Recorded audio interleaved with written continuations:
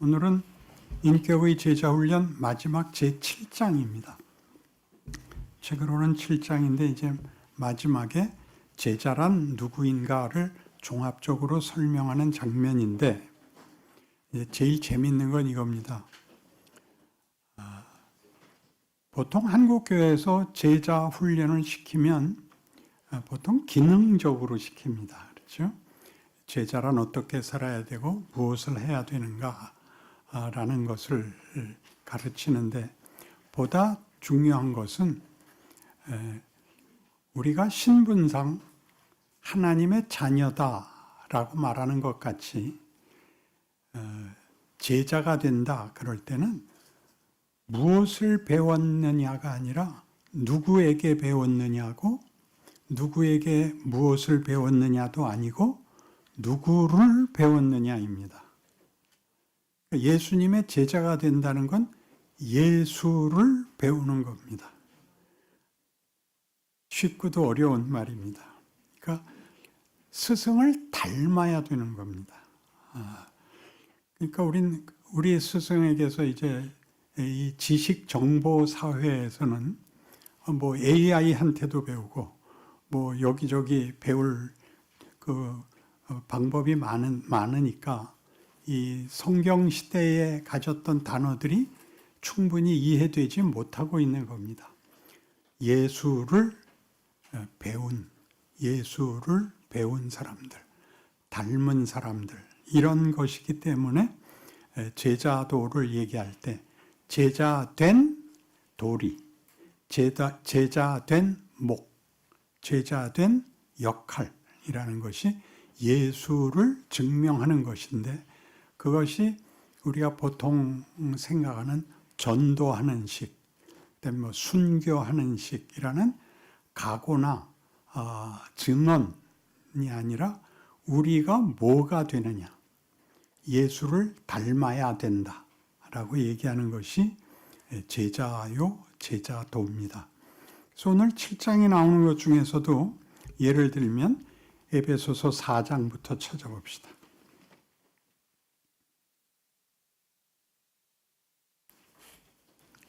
에베소서 4장 21절부터 보겠습니다. 진리가 예수 안에 있는 것 같이 너희가 참으로 그에게서 듣고 또한 그 안에서 가르침을 받았을진데 너희는 유혹의 욕심을 따라 썩어져가는 구습을 따르는 옛사람을 벗어버리고 오직 너희의 심령이 새롭게 되어 하나님을 따라 의와 진리의 거룩함으로 지으심을 받은 새 사람을 입으라. 이것은 존재론적인 문제이지 윤리 도덕의 문제가 아닙니다. 그러니까 내가 정직해야 된다, 돕고 살아야 된다, 겸손해야 된다라는 것들은 윤리가 아니라 예수 믿는 사람들이 가지는 존재론에서 다른 겁니다. 새 사람이라고 얘기하는 것은 헌 사람에서 새 사람이 아니라 옛날 사람에서 예수 믿는 사람으로의 정체의 변화입니다. 그러면 가장 크게 이 변화에 대해서 우리가 이해해야 될 게 뭐냐 하면 우리가 무슨 깊은 내용을 배워야 되고 책임을 져야 되고 하는 모든 일에 제일 먼저 풀어야 되는 문제가 뭐냐면 나는 뭐냐입니다. 나는 뭐냐라는 건 인간이란 뭐냐라는 질문을 풀어야 다음 걸 할 수 있는데 인간이 뭐냐, 인간이라는 존재가 누구냐라고 할 때 누구냐라고 얘기하면 인간인 것은 이해하고 하는 질문이고 인간이라는 것까지도 이해를 못하면 난 뭐냐가 됩니다. 내가 짐승이냐, 식물이냐, 뭐 난 게 뭐 있냐 이렇게까지 내려가는데 죄를 지을 때 보면 짐승만도 못합니다. 거기서 새 사람이 된다는 것은 하나님이 예수 안에서 우리를 어떤 사람을 만들려고 하는가라는 긴 설명을 전제해야 됩니다. 원래 창조의 목적은 뭐였냐 하면 하나님의 형상으로의 지음입니다. 그렇죠? 하나님의 형상으로의 지음이기 때문에 여기에도 방금 읽은 것 같이 오직 너희의 심령이 되어 하나님을 따라 라는 말은 하나님을 본받아 라는 존재론에서 하나님의 형상, 하나님이 목적하신 존재, 그것을 성경에서는 하나님의 형상이라는 것은 굉장한 것입니다. 우리 부모가 자식을 낳았을 때 모두가 생긴 거 보고 너 엄마 닮았구나, 아빠 닮았구나만 하는 게 아니라 나중에 성격 보고 너는 어떻게 그렇게 꼭 애비를 닮았냐 라고 얘기하는 것은 그의 어떤 본성, 성격 같은 것을 일컫습니다. 그러니까 인간이라는 존재가 나는 누구냐라는 것을 이해하지 못하면 제대로 자기 존재를 발전시킬 수가 없습니다. 근데 하나님과 관계가 끊어지자 인간은 내가 누구냐라는 근거를 가질 데가 없어서 무엇으로 자기를 증명하고 확인하느냐 하면 생존 경쟁으로만 확인합니다. 살아야 되니까. 현실이 그렇기 때문에. 현실이 지면 망하니까. 이겨야 되기 때문에 싸우는 존재가 돼서 생존 경쟁의 약육 강식이죠. 약하면 잡아먹히고 강한 자가 먹는다. 이렇게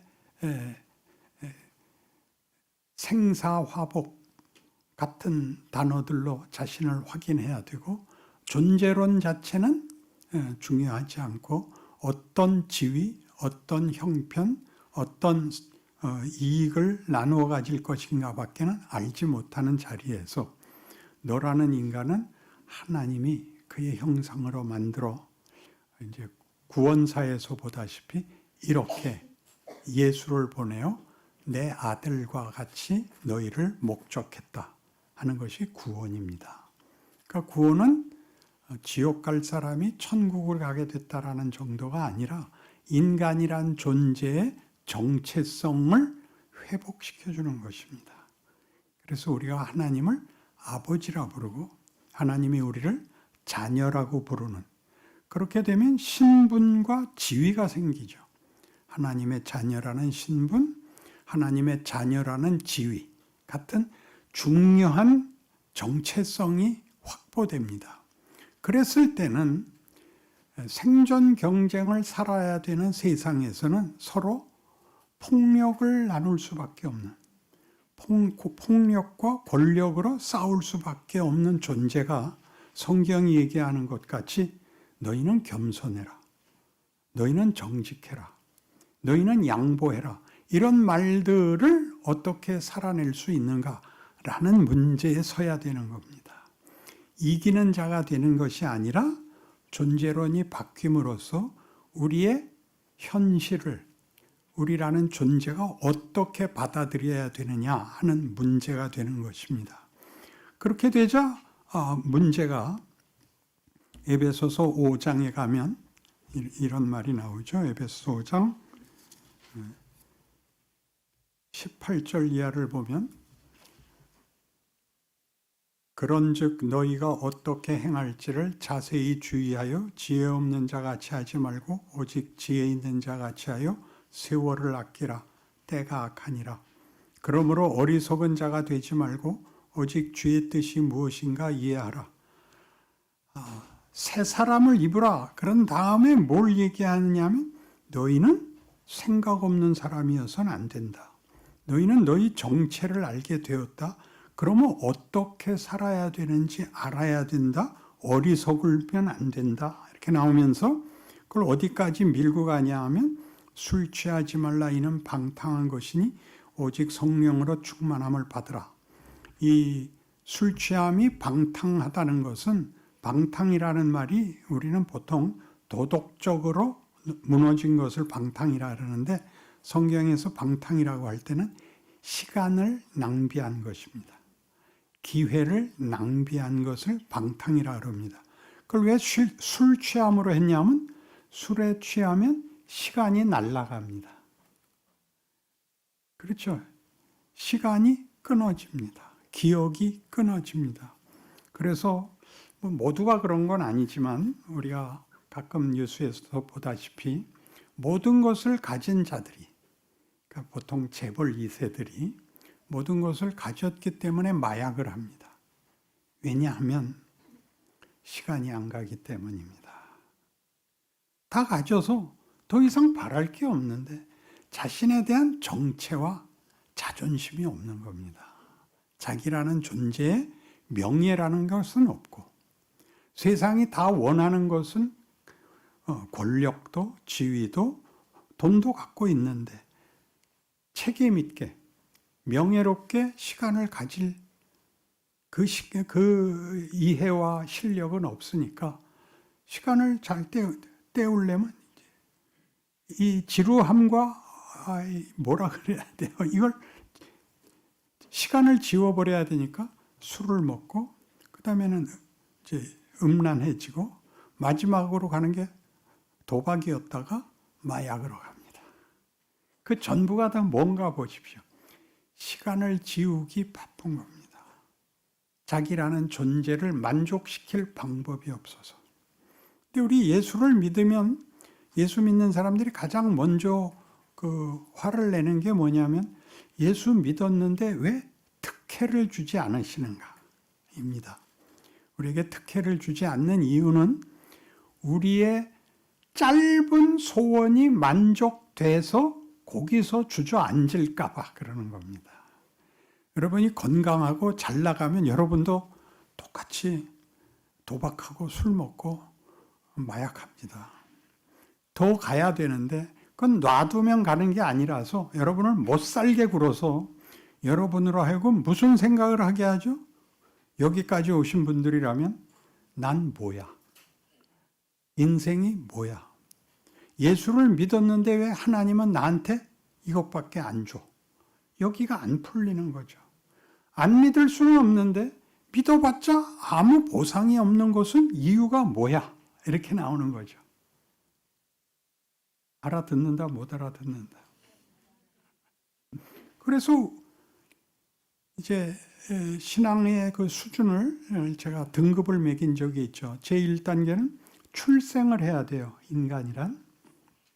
신앙에서도 출생을 해야 돼요. 그 다음에는 길러야 돼요. 애를. 그 다음에는 교육을 시켜야 돼요. 그죠? 교육을 시키는 이유가 뭐죠? 인간답게 만들기 위해서 지식과 또 관계와 도덕과 윤리를 배워야 되는 거죠. 근데 그때쯤 뭐가 같이 오냐 하면 학교에 들어갈 때쯤 돼서 그 과정에서 사춘기가 와요. 그때 비로소 내가 왜 이걸 해야 돼? 난 뭐야? 난 왜 밤낮 엄마 아버지가 하라는 대로 해야 돼? 내가 싫어. 그러면 이제 부모가 말하기를 이 새끼가 나이 먹었다고 이제 반항을 한다 이렇게 되죠. 그때 잘해야 돼요. 그때 답이 금방 오지 않아요. 실패할 수도 있고 실수할 수도 있고 여러 번의 시행착오 끝에 정신을 언제 차리느냐 하면 결혼해서 책임을 지면 차립니다. 그때 지혜가 생기는 게 아니라 내가 들어 누우면 내가 책임을 지지 않으면 가족들이 망하니까. 그래서 할 수 없이 돌아옵니다. 제랄드 시처라는 사람이 쓴 하나님의 뜻이라는 책이 있습니다. 그것이 원래 나온 것과 이번에 개정판이 나왔는데 둘이 전혀 내용이 달라요. 그러니까 첫 번째 걸 일단 읽어야 돼요. 첫 번째 것은 이 제랄드 시처라는 교목입니다. 대학교 교목인데 이분의 인생을 놓고서 이제 얘기를 하는 거예요. 그 인생이 뭐냐 하면 어느 날 특별한 집회에 강사로 부름을 받아서 어머니와 아내와 아이 셋하고 가서 집회를 잘 마치고 돌아오는 길에 술에 만취된 운전자가 중앙선을 넘어서 맞받는 바람에 어머니도 죽고 아내도 죽고 아이도 죽습니다. 아이 둘하고 자기만 남습니다. 그래서 완전히 무너졌죠. 하나님 이게 뭡니까? 하나님 어떡하라는 겁니까? 내가 잘못했습니까? 제가 잘못하고 내가 뭐 놀았습니까? 나 번듯한 책임지고 오는 길에 이게 뭡니까? 라고 2년을 헤어나지 못합니다. 2년을 헤어나지 못했다는 건 2년 만에 일어납니다. 왜 일어났느냐? 2년을 자빠져 있으니까 애들이 망가지더라는 겁니다. 애들이 학교도 안 가고 숙제도 안 하고 안 되겠다 해서 일어나서 애들을 학교를 보내야 되니까 목욕도 시켜야 되고 가방도 싸줘야 되고 학교에 데려다 줘야 되고 데려다 놓고 그다음에 집안일을 해야죠. 저녁을 먹일 준비를 해야 되고 돌아오면 숙제를 봐줘야 되고 그리고 모든 걸 끝내고 새벽 1시에 대해서 잠자리에 들면 이게 뭐야? 이게 뭐야? 그걸 굉장히 오랜 기간 동안 고민을 하게 됩니다. 그러면서 하나님 앞에서 배웁니다. 그 사람이 일어나게 되는 것은 하나님의 뜻이 이게 뭐야? 라는 것에는 우리가 알지 못하는 신비한 하나님의 인도하심이 있다. 우리가 이것만은 놓칠 수 없어요를 하나님이 하셨다. 하나님이 자기 아들을 십자가에 못 박았다. 이런 하나님을 아버지라 부르게 했다면 우리가 현실에서 당하는 어떤 억울함이나 상실 같은 것들이 하나님의 아버지 되심에 큰 생각보다 더 하겠는가? 여기에는 다 하나님이 그 아들을 십자가에 못 박은 것으로 증명한 이 모든 것이 손해가 아니다 라는 것을 내가 믿을 수밖에 없다.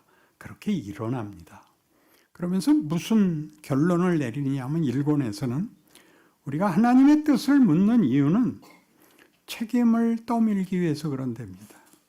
하나님 나 이쪽으로 갈까요? 이쪽으로 갈까요? 안 가르쳐 주죠. 그래서 어떻게 해요? 옛날에는 아카시아 잎 간다, 안 간다. 기억나시죠? 침 뱉어갖고 탁 튀겨서 침 많이 튀는 대로 간다. 그렇게 해서 안 될 때 하나님한테 하나님 이리 가라 그래 놓고 왜 이러세요? 근데 지금은 어떻게 됐죠? 책임을 밀 수가 없죠. 여러분의 선택에 하나님이 절대 보증을 서주지 않았습니다. 이 보증만 세워졌습니다. 모든 것이 합력하여 선을 이룬다. 하나님이 우리를 위하시면 아무도 하나님과 우리 사이를 방해할 수 없다. 이런 가장 큰 결론만 주고 살아보라 그럽니다. 그럼 여러분들이 안타깝게 생각하는 모든 일들이 이유가 있다, 해결책이 있다가 아니라 그게 일을 한답니다.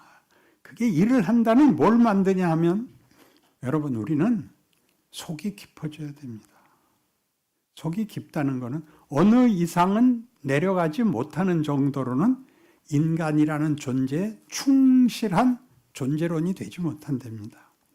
자식을 잃은 슬픔까지 내려가야 되고 그 다음에 함께 살라고 한 모든 식구들과 함께 살 폭넓은 이해가 있어야 됩니다. 그러니까 성경적으로는 이혼을 허락하지 않습니다. 근데 이혼하는 현실은 있습니다.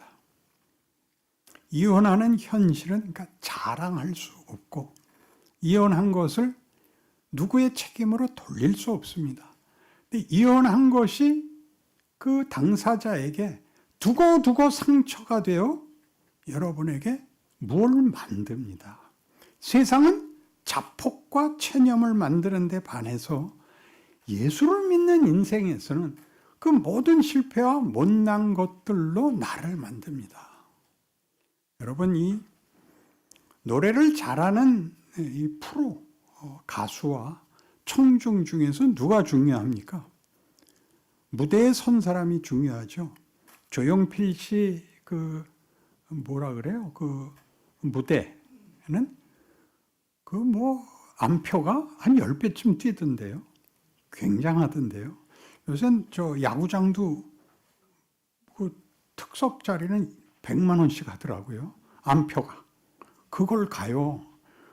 그러면 가서 그 선수들 게임하는 거 그 사람들이 게임을 하고 주인공인데 보는 사람을 위해서 있는 거예요.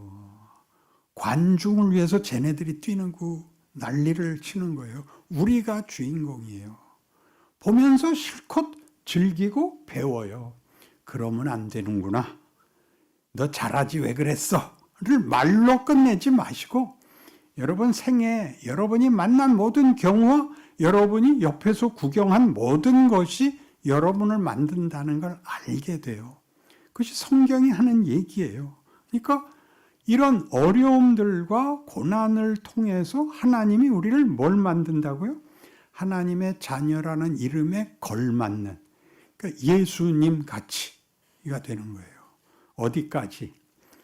제가 어떤 목사님의 호를 지어줬어요. 그 호가 서금이라는 호예요. 서금. 한문으로는 돌석자의 소리음입니다. 근데 서금은 발음이 나쁘기 때문에 서금이라고 읽고 괄호치고 돌석자의 소리음자를 쓴다. 서금. 돌소리가 뭘까요? 예수님이 잡히시는 날에 예루살렘에 올라가니까 예수님의 입성을 반기면서 모든 백성이 호산나 찬송하리로다 주의 이름으로 오시는 이요. 그러자 바리새인들이 옆에 서 있다가 선생님 저거 말리십시오. 저거는 하나님만 받을 영광이지 인간이 받을 영광이 아닙니다. 말리십시오. 그러자 예수님 뭐라 그래요? 쟤네들이 소리 지르지 않으면 이 돌들이 노래한다. 그게 서금이에요. Understand?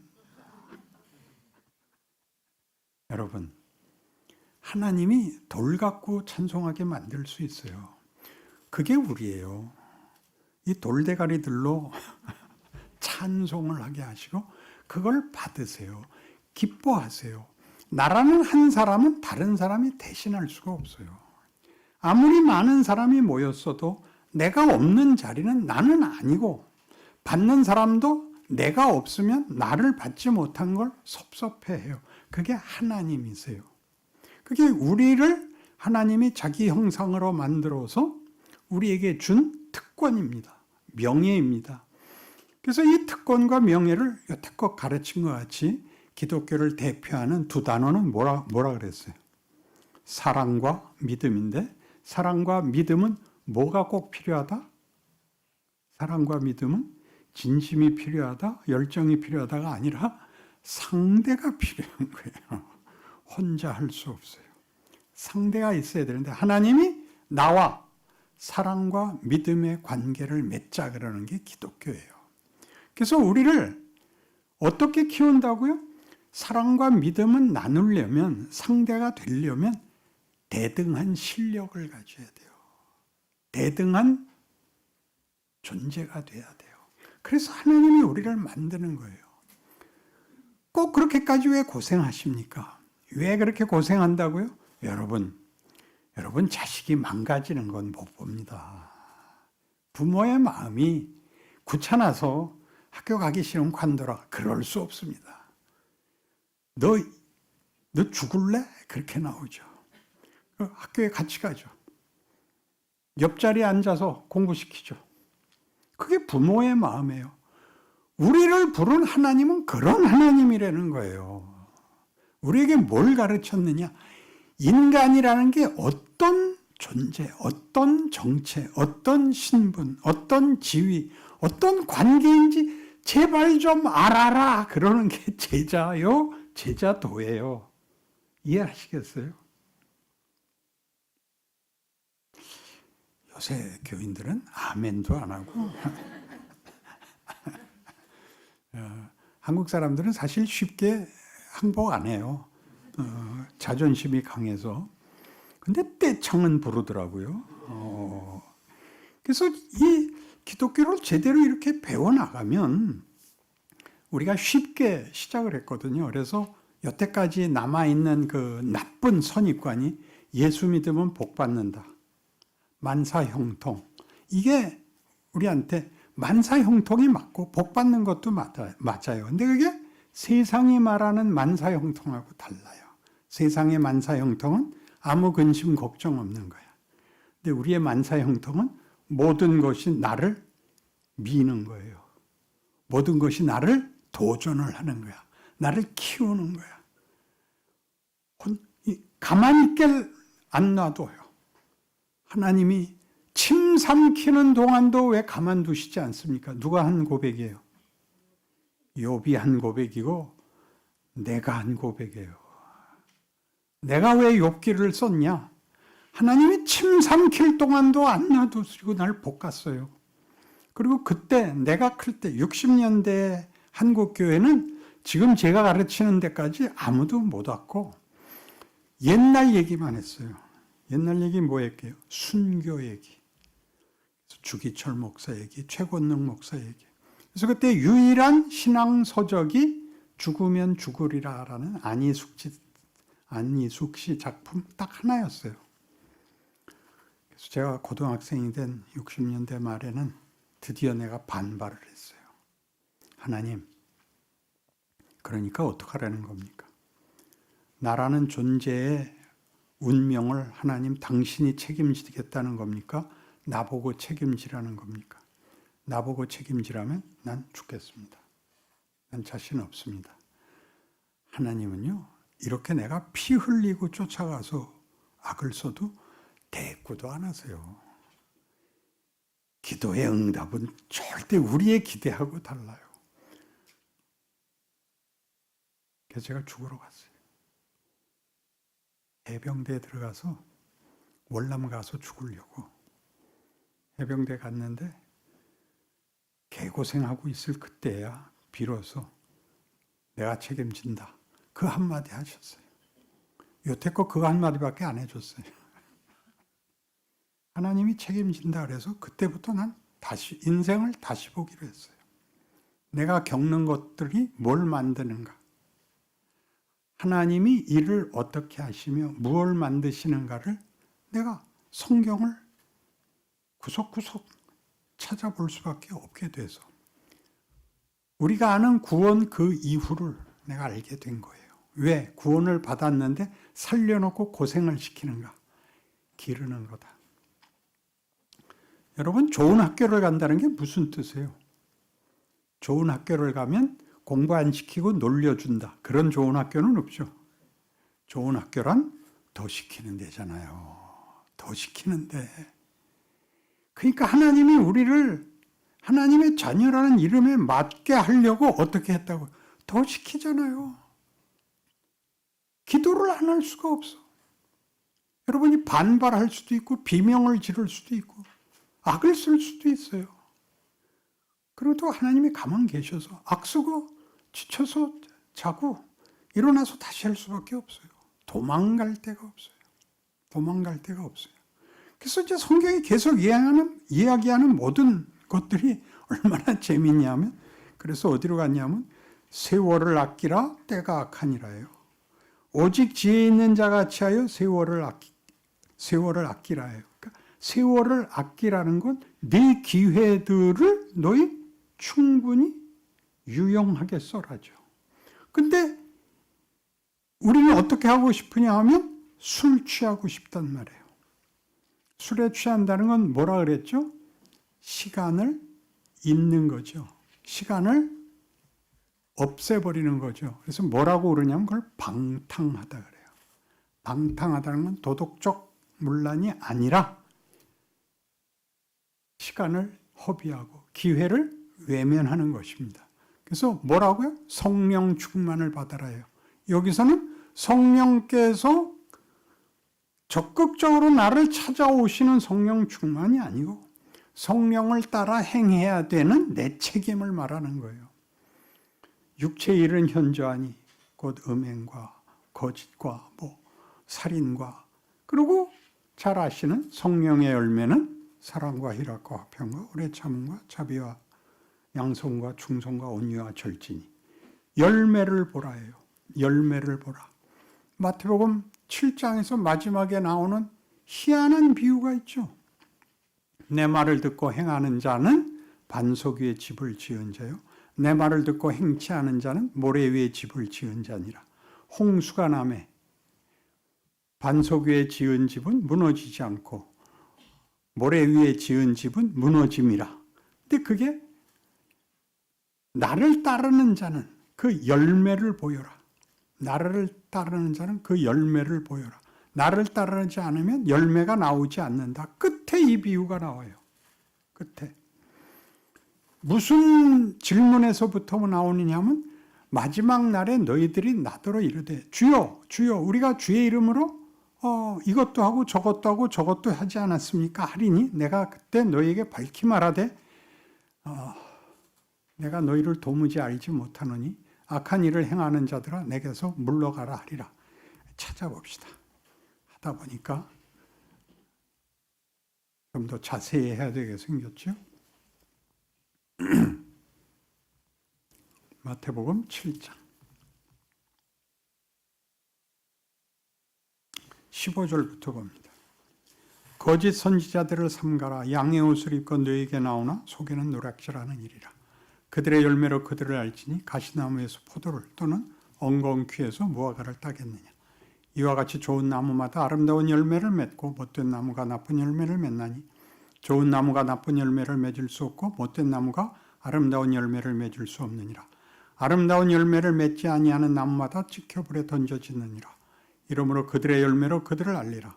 나더러 주여 주여 하는 자마다 다 천국에 들어갈 것이 아니요 다만 하늘에 계신 내 아버지의 뜻대로 행하는 자라야 들어가리라.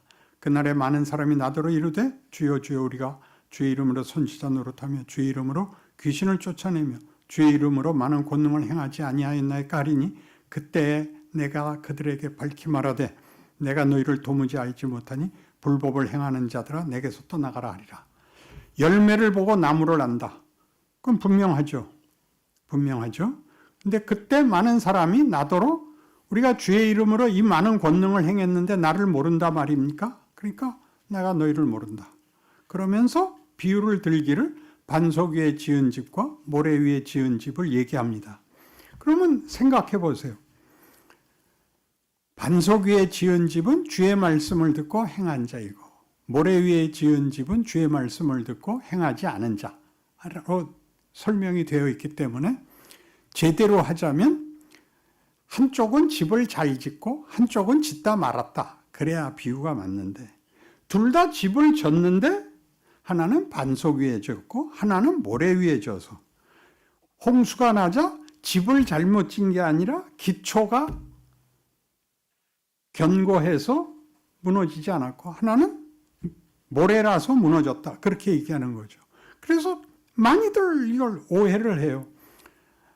우리가 주의 이름으로 선지자 노릇하고 주의 이름으로 권능을 행하지 아니하였나이까. 그러니까 이 사람들은 뭐라는 거냐 하면 열매가 나무에 열린 그 열매를 맺는 나무가 되지 못하고 열매를 모아들인 사람에 불과하다. 열매를 보고 나무를 알려는 거지 나무가 얼마나 열매를 많이 열렸느냐의 싸움이 아니다. 이게 무슨 나무냐는 그 열매를 보고 안다. 포도나무인 것을 뭘로 아느냐? 포도가 열려서 안다. 그런데 내 말을 이 말을 듣고 그러니까 포도나무가 되면 말하자면 사과나무가 되면 그 나무가 열매를 맺는 것, 그 반석이 열매를 맺는 것. 모래가 맺을 수 없는 집을 지어놓고 자기가 열매를 맺었다고 생각하는 것과 이렇게 차이가 난단다. 라고 얘기하는 거예요. 아이고, 내가 설명하면서도 힘들다. 그러니까 우리가 기도 많이 하고 전도 많이 하고 이걸 나쁘다고 얘기하는 게 아니라 이게 신앙의 본문이 돼서 나무가 커야 된다는 걸 놓치고 나무가 커야 된다는 걸. 그래서 열매는 자연스러운 거죠. 이 사람에게 그의 인격이 되고 그의 성품이 되고 그의 안목이 되고 그의 실력이 되는 건데 명분만으로 종교적인 선행을 나열해 놓고 나는 참된 신자다라고 얘기 못한다라는 말을 하는 게 성경이 인류 역사 내내 거는 시비인 것입니다. 구약에서는 어떻게 시비를 걸었냐? 모세가 시내산에서 하나님께 율법을 받아 내려오는 동안 아래에 기다리던 백성들이 겁을 먹어요. 왜? 모세 하나 보고 지금 쫓아오고 있는 거예요. 하나님을 믿을 실력은 없어. 모세가 지도자라서 모세 보고 쫓아오는데 모세가 올라가서 40일 동안 안 내려오니까 불안해져요. 우리가 정말 하나님의 보호 아래 있는 건지 아닌지 모세가 어떻게 되는지 모르겠는데 어떻게 하면 좋겠냐 해서 신을 만들어. 금송아지를 만드는데 아론이 만들어요. 그 금송아지 이름이 뭐야? 이는 너희를 애굽에서 인도하여 낸 너희의 하나님이니라 해요. 자기네가 신을 만들어. 그래서 뛰어놀아. 뛰어놀았다는 게 뭐냐면 이제 안심한 거예요. 안심의 폭발이 뛰어논 게 된 거예요. 그래서 모세가 내려오면서 그걸 보고 방자하다 그래요. 너희가 하나님의 자녀로서 복을 받는 자리, 복을 받는 반응을 보였다고 안심하고 있는 걸 꾸짖어서 어떻게 꾸짖어요? 율법 받아온 돌비를 집어 던져서 깨뜨려 버리잖아요. 그리고 그들을 다 처형하죠. 다시 올라가요. 하나님이 뭐라고 얘기해요? 내가 너로 새로운 민족을 만들겠다. 저 자식들 다 죽여버리자. 모세가 희한한 말을 해요. 하나님, 그 많은 고생을 해서 여기까지 데려나왔는데 거기에선 힘을 쓰더니 광야에 나오니까 힘을 못 쓴다. 그런 비난받지 마십시오. 그리고 하나님, 저들을 구원하고 복 주려고 끌고 나왔는데 말 한 번 안 들었다고 죽이시면 하나님 맞습니까? 그러려면 저도 죽이십시오. 그렇게 말을 해요. 그게 지도자예요. 그게 나예요. 목사로 세움을 받는다는 건 그런 거예요. 목사가 훌륭해지는 게 아니라 자기에게 보내준 영혼들에게 이걸 하나님의 마음을 가르쳐줘야 되는 거예요. 모범을 잘 보여서 자기가 인정을 받는 게 아니라 우리 목사님 훌륭하다가 아니라 하나님이 누구신가에 대한 중개인으로 저들을 죽이려면 나도 죽이십시오로 내가 들어가 있는, 그러니까 내가 하나님 앞에 충성한 것 같이 저들도 충성한 자로 취급해 주십시오. 그러니까 목사의 직분인 거예요. 그러니까 참 귀한 직분이고, 그러니까 목사는 뭘로 보상이 되느냐 하면 열매로 보상이 되는 거예요. 하나님이 나를 목사로 세운 이유는 이 많은 사람들로 하여금 함께 찬송 부르게 하셨다가 보상인 거예요. 그러니까 내가 이 시간을 힘들고 나 80 다 됐는데도 오는 이유는 내가 좋아서 오는 거예요. 이렇게 좋은 자리가 없어요. 이게 성경이 하고 싶은 얘기예요. 그래서 반석 위에 지은 집이란 건 예수가 주인으로서 맺는 열매를 맺는 자와 지가 맺어놓고서 윤리적, 명분적으로 그 열매들을 모아놓은 도매상에 불과하다 이거예요. 과일은 가득한데 그 가게가 그 나무는 아니잖아. 본인이 나무가 돼 있는 건 아니잖아요. 아주 어렵고도 꼬불꼬불한 저게 많은데 중요한 거예요. 여러분들이 실패를 하면 실패한 것으로 뭐라 그러지 않아요. 나무에 흠집이 났다고 해서 나무가 찍혀버리는 게 아니에요. 크면 돼요. 메꾸면 돼요. 하나님이 그의 성도들을 불러서 만드는 인생 여정에서 하나님이 실패하지 않고 포기하지 않습니다. 그러니까 내가 뭐가 돼야 된다, 어디까지 가야 된다에 있어서 하나님이 긴 시간을 허락하시는데 가장 중요하게는 여러분의 인생이지만 여러분의 인생 앞에 뭐가 있죠? 과거가 있습니다. 역사가 있어요. 역사. 역사란 뭐냐 하면 인류 역사의 가장 중요한 증언은 인류 역사는 개판이다. 거기에는 어떤 명예도 어떤 보람도 없다. 인류는 언제나 상대방을 쳐 죽이는 걸로 자기 자리를 지키기 바빴고 죽인 놈도 죽고 죽은 놈이 귀신이 되더라 하는 얘기를 해요. 왜 해요? 하나님이 묻는 거예요. 우리에게. 너희를 인간으로 만든 하나님이 너희에게 목적한 것은 예수로 말미암지 않고는 만들어질 수 없다. 만일 예수로 만들어지는 자리를 너희가 피하면 너희는 평생 동안에 그래 네 마음대로 할 수 있는데 거기에서는 아무것도 생명도 진리도 명예도 보람도 기쁨도 자랑도 있을 수 없다. 역사 속의 위대한 영웅이라는 게 세상에서는 누구죠? 폭력으로 이긴 자들이에요.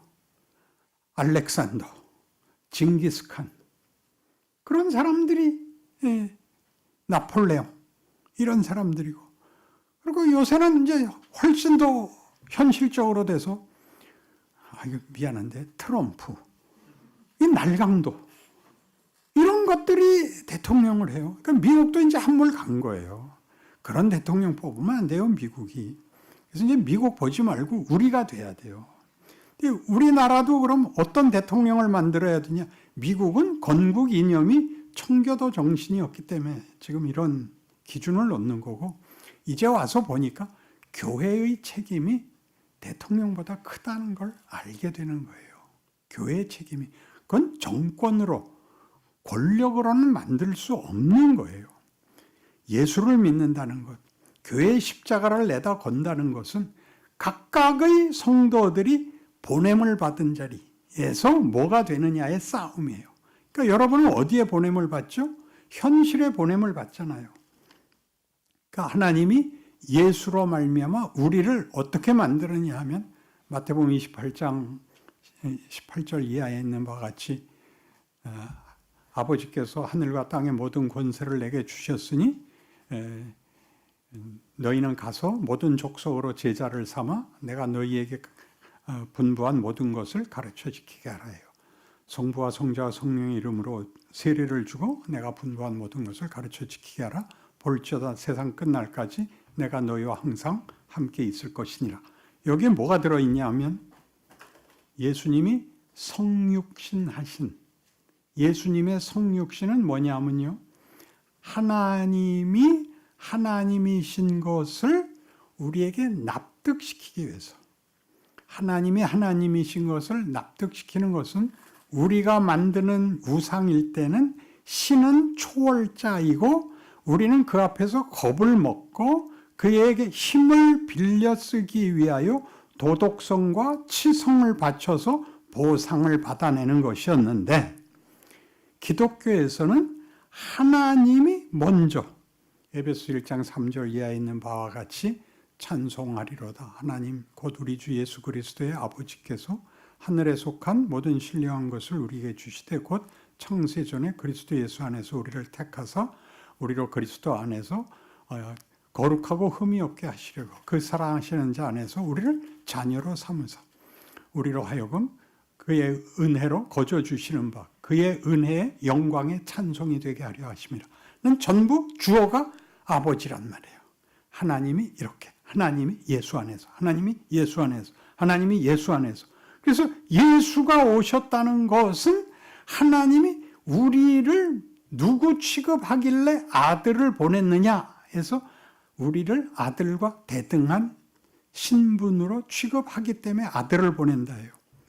어디에 누구를 보낼 때 안전한 자리에 보낼 때는 아들을 보내지만 죽을 자리에는 부모가 아들을 보내지 않습니다. 목숨을 걸어야 할 때는 부모가 가지 자식을 아낍니다. 아들을 보낼 때는 축하할 자리에 보내는 법인데 우리에게 찾아온 하나님이 아들을 보내신 것은 우리를 위하여 아들을 잡을 수 있다라고 얘기함으로써 하나님이 예수 안에서 우리를 구원하신 것을 하나님의 의라고 얘기를 해요. 오를 의자를 써요. 하나님의 오르심. 뭐가 옳다? 하나님은 하나님 다우시다. 뭘로 다우시다? 능력으로 다우시다도 아니고 권력으로 다우시다도 아니고 너희 말 들을래 안 들을래 고함 소리가 아니라 우리를 위해서라면 못할 게 없다라는 차원에서 하나님은 하나님 다우셨다.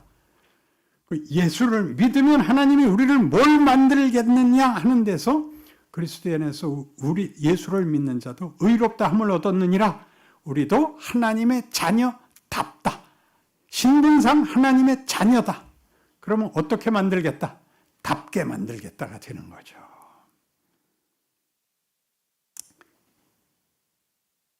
우리 집 아이가 옆집 창을 깨면 그 주인에게 가서 사과하고, 아버지와 부모가 가서 사과하고 값을 물어주고 돌아와서 자식을 때립니다.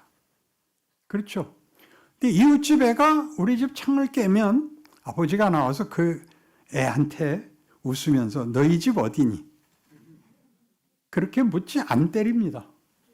그러니까 아들이 내가 유리창 깼을 때는 죽어라고 패더니 이웃집 애가 유리창 깼더니 웃으면서 너희 집 어디니? 그러고 말더란 말이죠.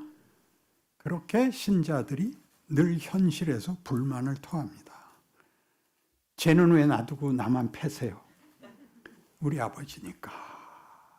그래서 성경 내내, 구약 내내 무슨 얘기를 하느냐면 하나님, 율법은 예수님이 풀이한 바와 같이 첫째 되는 계명이 무엇입니까? 제일 중요한 계명이 무엇입니까? 하나님 사랑, 이웃 사랑이다. 사랑을 가지라는 건 뭐죠? 모든 윤리와 도덕을 넘는 게 사랑이죠. 그렇죠? 모든 관계에서 이해관계나 많죠. 이유가 많은데 최고의 관계 근거는 믿음입니다. 믿는 관계가 제일 큰 겁니다. 하나님이 우리와의 관계가 사랑과 믿음이라는 것은 우리를 관계에 있어서 대등하게 요구하고 있고 대등한 관계를 누리도록 키우기 위하여 현실이라는 시간을, 경우를, 각각의 생애를 줬다는 겁니다. 왜 고통스러워야 되느냐? 거기서 배우는 겁니다. 지금까지 한 걸로 놀고 먹는 세월이 아니라 어느 나이가 되고 어느 지경에 올라가도 거기 가면 거기에서의 또 다른 도전이 기다리고 있습니다. 나누래거든요. 뭘 하라고요? 성육신을 하랍니다. 예수님 오셔서 한 게 뭡니까? 신이 인간이 되어 우리의 형편에 동참하여 우리의 못난 것을 같이 겪으십니다. 같이 겪으십니다. 그래서 제자들이 예수님과 같이 살다가 나중에 제일 놀란 게 뭐냐면 메시아이신 분이 소경도 보게 하고 죽은 자도 살리고 귀신도 내쫓은 이가 왜 죽어야 하느냐에 뒤집어진 거죠. 그런데 제자들이 그래서 어디서 항복을 하게 돼요? 부활해서 항복을 하죠. 하나님이 만들려고 하는 건 사망을 넘는다. 사망이라는 권세를 넘는다. 실패, 절망, 자책을 넘는다. 그러니까 여러분이 나는 정말 아닌가 보다 하는 최악의 상태를 넘는다. 걱정 말아라. 따라와라. 내 인생을 복되게 하는 것은 내가 잘하면 그 명예와 기쁨을 더 많이 누릴 것이고 현실에서 그걸 못한다 할지라도 나는 너희를 버리지 않는다. 어디에서 나와요? 옆에 있던 강도한테서 나오잖아요. 주여 마지막 날에 저를 기억하소서. 그래, 오늘 내가 나와 함께 아버지 집에 있으리라. 아무것도 못한 십자가에 달려야 되는 죄인은 최악의 죄인입니다. 그걸 천국에 데려가겠다 그러고 누구까지 용서하죠? 하나님의 아들이어든 내려와 보라. 말이 안 되는 그 말에 대해서 뭐라고 응답하세요? 아버지여 저들을 사하소서. 저들이 자기가 하는 일을 알지 못하나이다. 그래서 우리는 믿는다 안 믿는다로 이분법을 가지지 마세요. 나는 믿는데 넌 안 믿어 라고 손가락질해서 넌 지옥 갈까로 나를 확인하지 말고 예수를 믿었으면 어떻게 다른 사람이 되어야 되느냐에 신경을 써야 돼요. 세상 사람들이 하나님 없기 때문에 난장판으로 갈 수 없는 걸 놔두고 자기 일을 하라고요. 그걸 로마서 12장에서는 이렇게 얘기해요. 너희를 핍박하는 자를 저주하지 말라. 저주하지 말고 뭐라고 그래요? 뭐라고 하라 그래요? 축복하라요. 나중에 또 설명할게요. 그래서 끝에 가면 어떻게 되냐면 악에게 지지 말고 선으로 악을 이기라요. 선행을 해서 악한 자를 회개시키지 말아요. 악을 회심시키려고 그러지 말고 네 자리를 지켜라. 넌 선한 역할을 맡은 걸 알고 해라. 그래요. 그래서 제가 밤낮 배너 얘기할 때 이 얘기하죠. 촬영을 하다가 몇 살 나를 맡은 배우가 나 이거 안 해. 힘들어 죽겠어. 배고파서 나 못하겠어. 그 악당이 그러니까 배너가 뭐라 그랬냐면요. 야, 몇 살 나? 배고프냐? 내가 아는 곰탕집 가자. 내가 밥 사줄게. 먹고 다시 찍자. 그러는 게 선한 일 하는 거예요. 안다스텐? 악역이 있어야 돼요. 하나님이 없으면 뭐가 되는가를 보이고 있어요. 그 하나님의 자녀는 뭐가 되는가를 대비시켜야 돼요, 우리가. 그래서 베노의 중요한 결론이 뭐죠? 보복으로는 문제가 해결이 안 된다잖아요. 보복으로는 문제가 해결이 되지 않는다. 그러니까 이 세상은 보복할 수밖에 없어요. 왜? 아니면 먹히니까. 그러나 하나님은 우리에게 얘기하기를 너희는 먹히지 않는다. 너희를 먹을 자 없다. 겁내지 마라. 너희는 저들을 잡아먹어서 너희의 필요를 채울 필요가 없다. 너희는 내가 책임진다. 걱정 말아라. 자기 역할 해라. 그래서 골로새서 3장 가보세요. 재밌는 말이 나와서 그래요.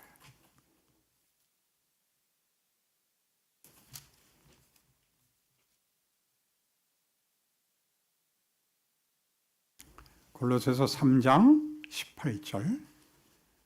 아내들아 남편에게 복종하라. 이는 주 안에서 마땅하니라. 남편들아 아내를 사랑하며 괴롭게 하지 말라. 자녀들아 모든 일에 부모에게 순종하라. 이는 주 안에서 기쁘게 하는 것이니라. 아비들아 너희 자녀를 노엽게 하지 말지니 낙심할까 함이라. 종들아 모든 일에 육신의 상전들에게 순종하되 사람을 기쁘게 하는 자와 같이 눈가림만 하지 말고 오직 주를 두려워하여 성실한 마음으로 하라. 무슨 일을 하든지 마음을 다하여 주께 하듯 하고 사람에게 하듯 하지 말라. 이는 기업의 상을 주께 받을 줄 알아니 너희는 주 그리스도를 섬겼느니라. 불의를 행하는 자는 불의의 보응을 받으리니 주는 사람을 외모로 취하심이 없느니라. 상전들아 의와 공평을 종들에게 베풀지니 너희에게도 하늘에 상전이 계심을 알지어다. 여기 있는 걸 보면 다 복종하고 책임을 지라. 왜 이 구절을 제가 인용하느냐 하면 아내 됐으면 아내의 책임을 지고 남편이 됐으면 남편의 책임을 지고 부모가 됐으면 부모의 책임을 지고 자식이 됐으면 자식의 책임을 지라고요. 알아들으세요? 나라를 평안하게 만들지 마시고 세상을 복음화하지 마시고 자기 일, 자기 자리 지키세요. 앞에 있는 건 과장법이에요. 박영선 목사님이 전도하지 말래 그러지 마시고 자기 일 하세요. 자기 역할 하세요. 내 이웃이 어디까지인지 아시겠죠? 나랑 만나는 사람들이 내 이웃이고 내가 사는 시대에 내 책임이에요. 이 시대가 어떤 시대냐, 얼마나 악이 횡행하느냐는 역사 내내 변해본 적이 없어요. 심지어 중세마저도 서구에서 기독교가 권력을 가지자 더했어요. 권력을 가지자 마녀 사냥을 하는 바람에 그냥 보통 독재자보다 더했어요. 그러니까 우리는 권력이 아니라 지금 얘기하는 것 같이 사랑하라, 믿어라, 섬겨라 라는 것이 지라는 얘기가 아니라 인간이라는 존재의 정체성이 그 존재의 가치와 명예라는 것이 무엇인지를 우리에게 가르쳐 주는 거예요. 우리가 해보면 나눠주는 게 그렇게 복일 수가 없고 누구에게 위로가 된다는 게 그렇게 복이 될 수 없습니다. 그거 하세요. 누구의 친구가 되세요. 그거 가면 정답 얘기하지 마세요. 친구가 불평하는 모든 것에 야, 너 힘들겠다. 힘들겠다. 내가 밥 사주마 그러세요. 돈은 네가 내라. 편을 드세요. 사는 내내 한번 해보세요. 우리에게 맡겨진 우리 자리예요. 내가 만나는 모든 사람 앞에 내가 예수님이고 예수님의 제자이고, 예수님이 성육신을 한 것을 잊고 있고 지금, 그리고 예수가 임마누엘이었던 그 사실을 우리가 임마누엘로 서 있는 거예요. 하나님이 나와 함께 하신다. 우리와 함께 하신다. 나와가 아니라 우리와 함께 하신다. 그러니까 하나님이 그 아들을 세상에 보내서 인간을 만드셨을 때, 그러니까 뭐라고 얘기하는 셈이냐면 인간들은 실패하게 내가 놔두지 않겠다 라는 것을 성육신으로 증언하는 거예요. 어디까지 갔기 때문에? 사망에까지 갔으니까. 사망은 죄의 싹이잖아요. 거기까지 갔기 때문에. 그래서 우리는 구원이라는 것을 예수 믿은 우리가 믿지 않는 자들을 향하여 마음을 열고 있어야 돼요. 저들도 다 하나님께는 구원하려는 대상들이다. 그렇게 알고 있고 아직 믿지 않고 있다. 믿지 않은 채 죽은 건 난 모른다. 그러나 하나님은 구원하시겠다는 하나님이다 하는 사실을 잊으시면 안 돼요. 그래서 싸우다가 바로 이 얘기, 믿음을, 구원을 동원해서 저주하거나 자기 입장을 변호하는 일은 하지 마세요.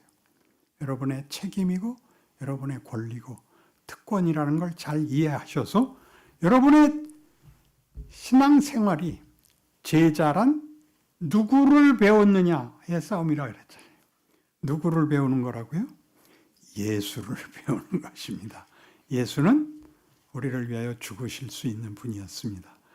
예수를 찬송하는 일은 우리가 하지 않으면 누가 대신한다고요? 의자들이 할 겁니다. 그러니까 여러분이 찬송하고 사셔야 되는 것입니다. 그래서 이 모든 일에 여러분이 인내심을 가지셔야 됩니다. 열매는 우리가 알 수가 없습니다. 우리가 알 수 없는 이 열매는 이제 우리가 가장 오해하는 씨 뿌리는 비유에서 예수님이 오셔서 그 씨 뿌리는, 복음을 전하시고 씨 뿌리는 비유를 해요. 씨를 뿌림에 길가에도 떨어지고 돌짝밭에도 떨어지고 가시떨기 속에도 떨어지고 옥토에도 떨어졌는데 길가나 돌짝밭이나 떨기밭에서는 열매를 맺지 못했지만, 싹이 나지 않았지만 옥토에서는 열매를 맺었다. 그러니까 제자들이 뭐라 그러냐면 그 뻔한 얘기를 뭘 비유까지 드세요?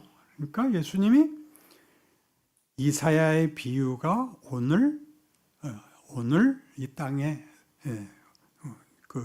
완성됐으니 이사야의 비유가 뭐냐 하면 너희가 보기는 보아도 알지 못하고 듣기는 들어도 깨닫지 못하리라. 인데 내가 왔다예요. 봐도 모르는, 들어도 모르는 이가 왔어요. 근데 그가 왔다와 이 씨 뿌리는 비유가 어떻게 연결이 되느냐? 돌짝밭은 돌 때문에 열매를 못 맺었고, 가시떨기 나무는 가시떨기가 기운이 더 세서 이 씨가 열매를 못 맺었는데 옥토는 맺었죠. 옥토라서 맺었다가 아니라 꽃이 피고 열매를 맺으면 그 땅 이름이 그 꽃 이름이 되느니라. 그러니까 이 비유예요.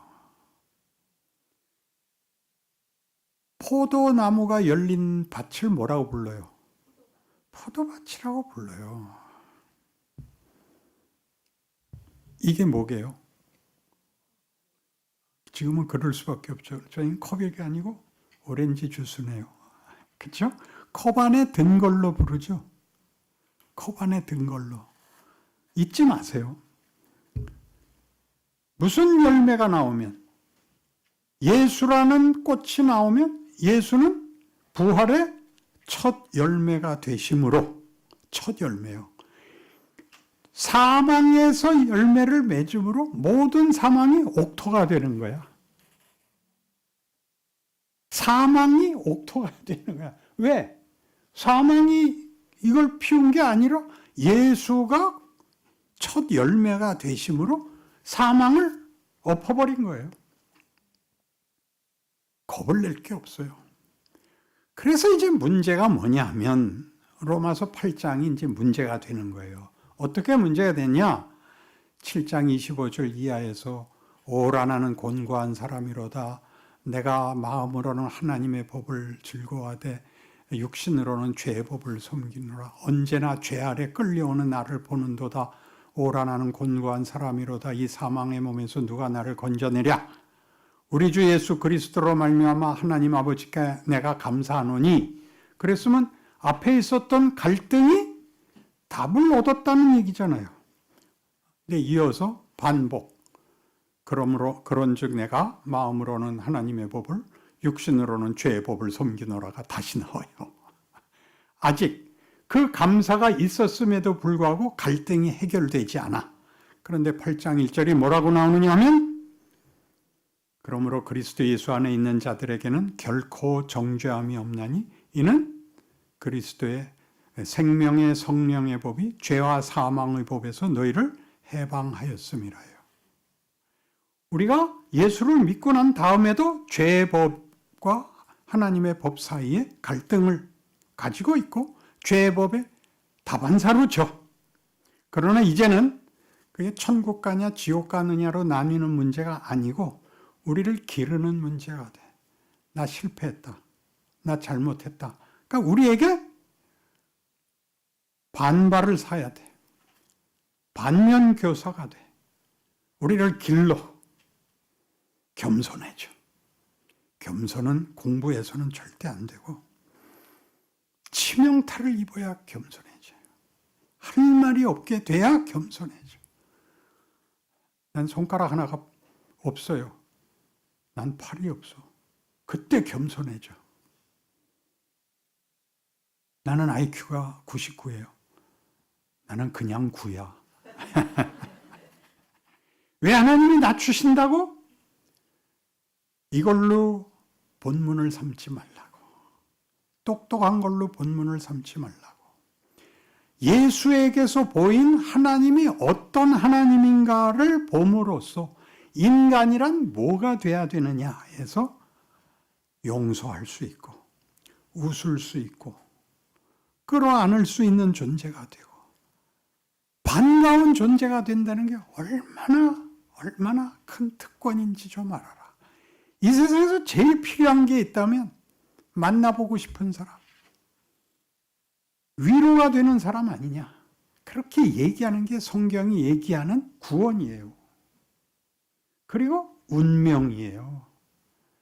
죄와 사망의 법을 깨버렸으니까 이제는 우리는 지옥에도 못 가. 잘못하면 혼만 더 나. 그래서 실력 있게 되어야 돼요. 한국교회에 가장 필요한 책임입니다. 한국교회에 뭐가 없냐?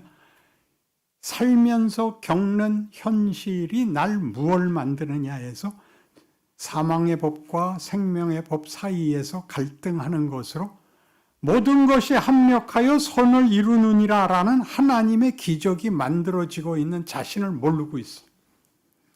잘못을 지우는 회개만 했지 그것으로 내가 반발하여 힘을 내고 내가 절대 절망하지 않는다, 다시는 넘어지지 않는다를 외치는 사람을 만드는 것으로는 격려가 너무 없어서 어쩔 줄을 몰라. 이제 내가 증언하고 격려했으니까 이제 바뀌어야 돼요. 연습을 하세요. 반가워하시고 좋은 말 하세요. 미운 말은 하지 마세요. 이걸로 시작하는 말은 하지 마세요. 이 말은 내가 안 하려고 그랬는데로 시작하는 말은 하지 마세요. 만일 그 말이 쑥 나왔으면 이 말은 내가 하지 않으려고 했는데 아차 너 보고 싶었어 그러세요. 너만 보면 난 좋아 그러세요. 이게 인간이야. 이게 인간이야. 거룩을 떠는 게 아니에요. 거룩을 떠는 게 아니라 인간이란 이런 존재구나를 스스로가 아는 거야.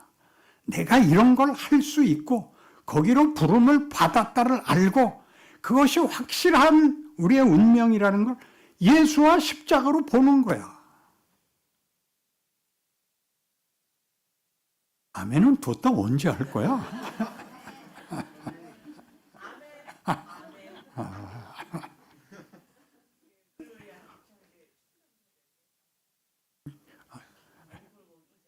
그래. 아멘.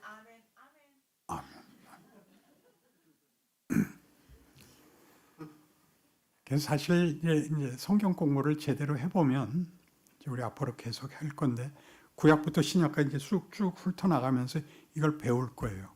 구원 이후에 가면 이제 또 이렇게 주제별로 공부도 하겠지만 이제 제자 훈련한 것은 이렇게 금방 넘어갔는데 마찬가지로 그 다음에 하는 구원 그 이후도 올 때마다 한 3장씩은 읽어오셔야 돼요. 한 3장씩 합쳐서 한 번씩 넘어가서 한 3번쯤에 이제 한 권씩 띄어야 돼요.